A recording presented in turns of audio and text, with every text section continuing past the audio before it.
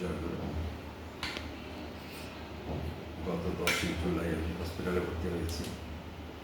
আজকে ছুটি হবে।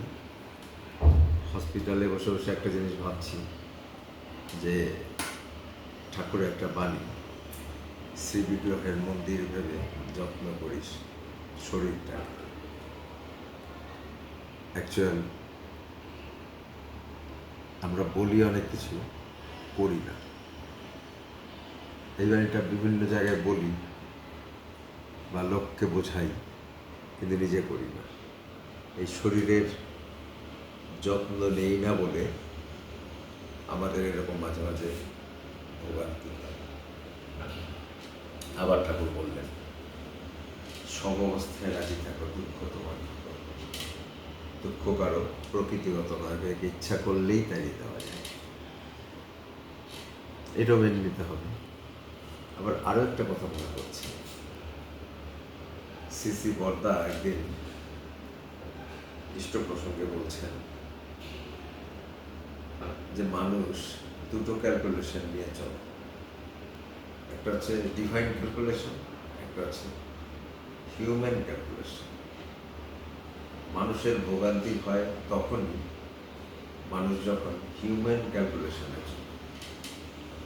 তিনি আরো বিস্তৃতভাবে ব্যাখ্যা করেছেন যে হিউম্যান ক্যালকুলেশন হচ্ছে আমরা মানুষরা যে ক্যালকুলেটটা করি, আর ডিভাইন ক্যালকুলেশন ঈশ্বর যেটা করে।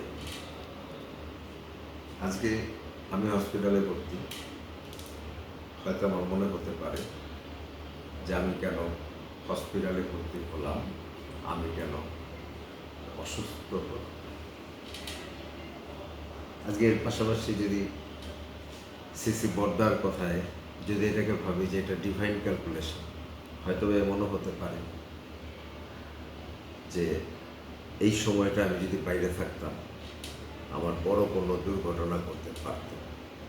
তো এই যে আমি হসপিটালে আছি, আমার কাছে খারাপ লাগছে, this is my human calculation.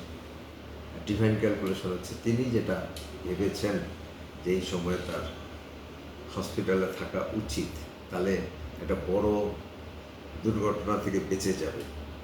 এটা আমরা বুঝি না, এটা আমাদের ফিল করতে হবে।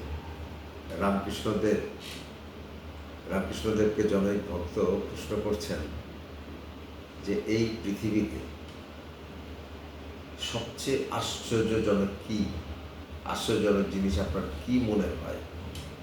রামকৃষ্ণদেব বলছেন যে মানুষ যখন ভালো থাকে, মানুষ যখন সুখে থাকে, তখন সে একবারও ভাবে না ঈশ্বর কি আমার জন্য এইটা লিখে রেখেছিলেন, আমার এত ভালো এত সুখ লিখেছিলেন। কিন্তু মানুষ যখন দুর্ভোগের পড়ে, যখন খারাপ অবস্থায় পড়ে, তখন কিন্তু ভাবে যে হায় ঈশ্বর, তুমি আমাকে এটাই দিলে। মানুষ যখন সুখে থাকে তখন কিন্তু সে ভাবে না গন্ডগোল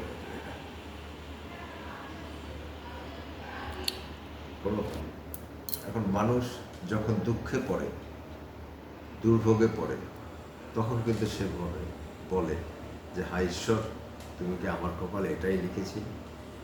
রামকৃষ্ণদেবের কথা অনুযায়ী যে এটাই হচ্ছে তার কাছে সবচেয়ে আশ্চর্যজনক বস্তু, যে আমরা কখনো ঈশ্বর যখন আমাদেরকে দয়া করেন, আমাদের ভালো রাখেন, তখন কিন্তু আমি ভাবি না যে আমি কেন এত ভালো করিলাম।